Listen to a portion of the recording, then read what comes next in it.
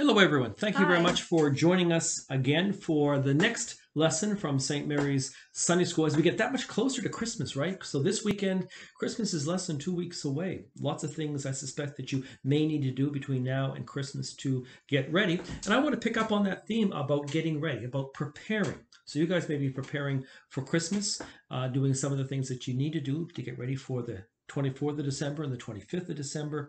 But I also want to think about other ways in which we prepare. So, for example, if you have a test, how do you prepare for a test at school? Do you study or something like that? Or how do you prepare for a game if you play a sport? Or how do you prepare for a performance if you play a musical instrument or you're in a play or you do something like dancing as well? How do you practice to get ready for that performance? So how do you prepare for that performance? But we also do prepare in other ways as well. Sometimes we prepare when guests come to visit us. Now, that may be a little bit different this year because we may not be allowed to have as many guests at Christmas time as we normally would. But if you can remember back to maybe last year, and getting ready for Christmas last year, and what it meant to get ready for a guest coming to stay at your house, and some of the things you might have to do prepare for that. For example, maybe you had to tidy up, maybe you had to put your toys away, or maybe put some of your clothes away, or things that you had left lying around, or maybe just generally had to do some things to tidy up the house, to clean things up before the guest came.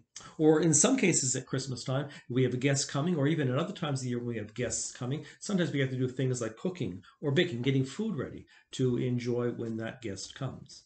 Well, I want us to think not about just getting ready for Christmas, which I suspect you're doing some things to do right now, and not just about getting ready for a performance or a game or a test or something like that, but I want us to think for a moment what it means to get ready, to prepare for a guest, but in particular, to prepare for a very special guest, and that guest is Jesus. What does it mean for Jesus to come to us, and how do we get ready for Jesus coming to be with us? Now, a long time ago, when Jesus lived, there was a man whose job it was to help people get ready for the coming of the Christ. And now you can think of it, I think, maybe in this way. If you ever were going somewhere and you were going to meet someone somewhere and you were running a little bit late, right? You were a little bit late and you were afraid that if they were waiting for you and you didn't show up after a while, they might think you weren't coming and they might just go off and do something else. They would just forget about meeting you, thinking that maybe something was preventing you from being there. So maybe on the way, maybe you gave them a call on the cell phone, or maybe you sent them a text, or mom or dad gave them a call or sent them a text just to let them know, hey, I'm coming. Just hold on. Don't go away. Don't give up. I'm going to be there and I'll try to be there by such and such a time. Well, in a way, that was the job that a man named John the Baptist did. And we call him John the Baptist because he baptized people and he baptized Jesus as well. And his job, and he was sent to do this job even before he was born. God sent him to his mother Elizabeth and his father Zechariah to be the forerunner, the person to run ahead of, to go ahead of Jesus, to tell people that Jesus was coming, to tell people that the Messiah was coming. And we think about maybe cleaning up our house if a guest was coming. What John was telling him was, well, you got to clean up your hearts. You got to clean up your lives. So if you're doing something that you know is wrong, that you know that God doesn't want you to do, stop doing it. And if you're not doing something that you know is right, that you know God wants you to do, then start doing it. And so John used words like the word repent. That means stop doing what you're not supposed to be doing and start doing what you're supposed to be doing. So John was telling the people, if the Messiah, if the Christ is going to come to you, sometimes we have to get our hearts and our lives tidied up. And John was a very strange kind of guy. In fact, John would have been probably a very difficult guy to get to know and a very difficult guy to get to like. And sometimes he comes in pictures as a very sort of angry kind of, very sort of mean, stern kind of guy. But we see some indication here with John, as this one says, St. John, the forerunner, the guy coming before the Christ. And you see there that John is wearing some very strange kind of clothes here, right?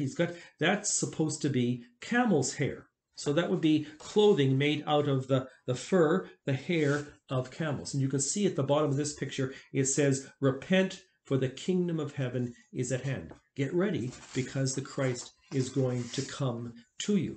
And so we see that a little bit here as well in this picture, another kind of picture of John, and we can see some of the very strange looking clothing that John is wearing there. It's animal clothing because John had gone out from the city into the wilderness. Now, think about it this way. If you've ever been in the city and you've tried to look up at all the stars in the sky at nighttime, and you look up and you can't really see them very clearly because there's a whole bunch of street lights lit, or a whole bunch of houses have their lights on, or maybe there's lots of business lights or things like that. There's too much light around you to be able to see the stars up, to see them well up in the night sky. But if you want to see those stars in the night sky, the best thing to do, of course, is get outside the city where there's less light, where there aren't street lights and house lights and that sort of thing. And that's what John got people to do, to get out of the city, not to look at the stars, but to look at themselves, to get away from all the distractions in the city, all the things that might distract their attention, so they could think about their relationship with God and how that relationship with God could be better. And so this picture, I think, gives a pretty good sense of what that would be like. John taking people out into the desert, into the wilderness, where there would be no distractions and where people could actually just think about their relationship with God.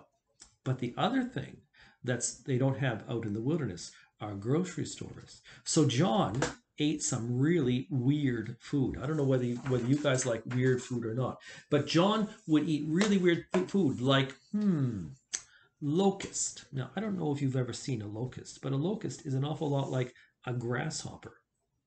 So I don't know whether you had ever eaten, I've eaten grasshopper. I have eaten grasshopper. Janice has eaten grasshopper as well. Not sure it's my favorite thing, but John, he was out in the wilderness and he ate things that we might not usually eat because, of course, he couldn't get food at a regular place. And Janice is going to show you a couple of crafts, some fun crafts that will help us think about John and how John took people out in the wilderness so they could get away from the distractions and focus on their relationship with God.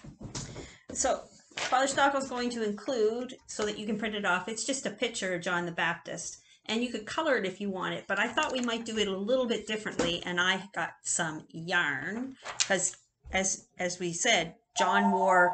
I think I'll get the phone. John wore camel hair and whatnot. So the phone is just distracting me a little bit. But so I have some glue and I have some yarn.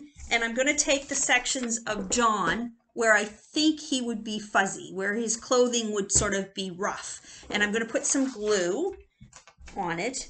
And then instead of coloring it in, I'm going to stick the bits of yarn on it. And you just have to have any type of yarn will do. And you just need to cut them off just a little bit. It doesn't really matter the size. And then you can just keep putting glue on, and you can keep sticking the stuff on, and this part of your picture will be fuzzy. And then afterwards, you can see how I stuck them on, and you could do his hair up here too. And then afterwards, you could take your crayons or your pencils or your marker and you could color in the other thing. So it's going to look really textured. This part is going to look fluffy and fuzzy, and then the rest of it is going to be colored in. So I thought that might be fun to do instead of just coloring a picture. And I don't know what color camels are. I think they're sort of like a beige, a tan color. So if you have tan color yarn, that would be even better, I would think. Yep. This one it sort of changes colors. So I think as I went along, it would just get different colors into it. So it would look like animal fur maybe. So that's one thing we thought you guys might like to do. And then I thought that you too might like to eat like John the Baptist. Would you like to have a grasshopper? So... not quite grasshoppers, but I went and I got a roll of Pillsbury crescent rolls, and they just come in a tube, and they're not very expensive. They're easy to find in any grocery store, and you just unroll them. And they actually show you exactly where you're going to break them because they cut the lines for you. So there's 4 here, and I'm just going to separate them right along the line. Can you see that? And then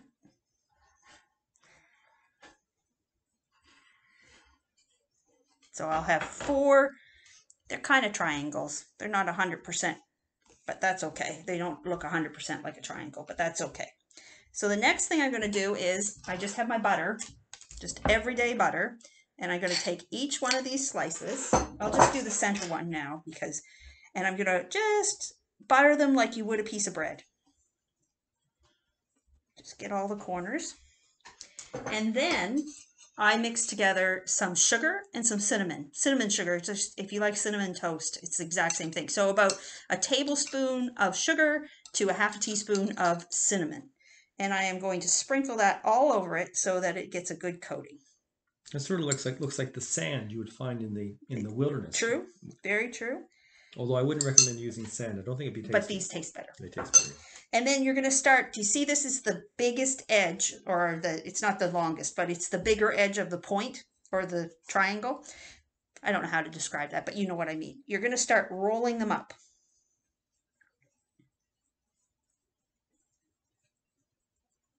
And then you can just wrap this around. Starting to look a little bit like a bug, right? The other thing that John ate, which might have actually been pretty good, was wild honey. So I just have some honey here. And all you do is just brush the top of it. If you have a pastry brush, you can do it with the back of a spoon too. And it's just going to give it a nice little glaze, and it's going to make it sticky, because honey is very sticky. And then I have some raisins, just everyday raisins. And I'm going to stick one here and one here. They look a little bit like eyes. And then I got some pretzel sticks, and I'm going to break the pretzel stick in half, and I'm going to stick one half onto each side. And what do these look like? Legs. I'm going to do 3. It's going to be a 6-legged bug. And then I'm going to do the other ones, and I'm going to put that in the oven and let it bake about 12 to 15 minutes. The directions are on the side of the package, and it's pretty much that. It doesn't change. So I'm just going to put those over there for now. And while those do some baking, well, we're going to pretend they're baking, I'm going to show you another little trick that you could even take in your school lunch. And maybe you want to invite people over and have people in for John the Baptist treats. So you could do the 2 of these. So this is a piece of celery. Do you know who loves celery? I love celery. Absolutely loves celery. One of his favorites. And this is peanut butter. Although if you don't like peanut butter, or you can't have peanut butter, you could also use cream cheese. And you're just going to fill in the center. And then again, I have some raisins. Although if you wanted to, you could use peanuts, or you could use dried cranberries. And I'm just going to line them up. And I'm sure you guys all know what this treat is called. It's called ants on a log. And there you go. You have it. You can take it as your, well, you might not be able to have peanut butter in school, but if you did them with cream cheese or Cheese Whiz or something like that, you could take them to school and they could be a snack. So ants on the log, and by magic, I have the bugs done.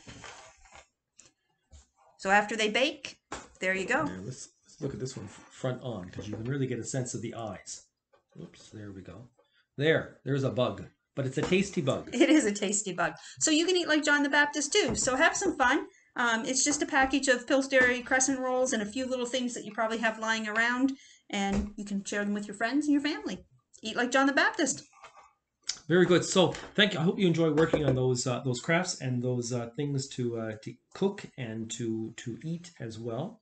I want to just think just for a second about what it means for John the Baptist to be the forerunner of Jesus, and how we can, in our own way, be forerunners of Jesus as well. So John helped people to know that Jesus was coming, that the Christ was coming, that help was coming.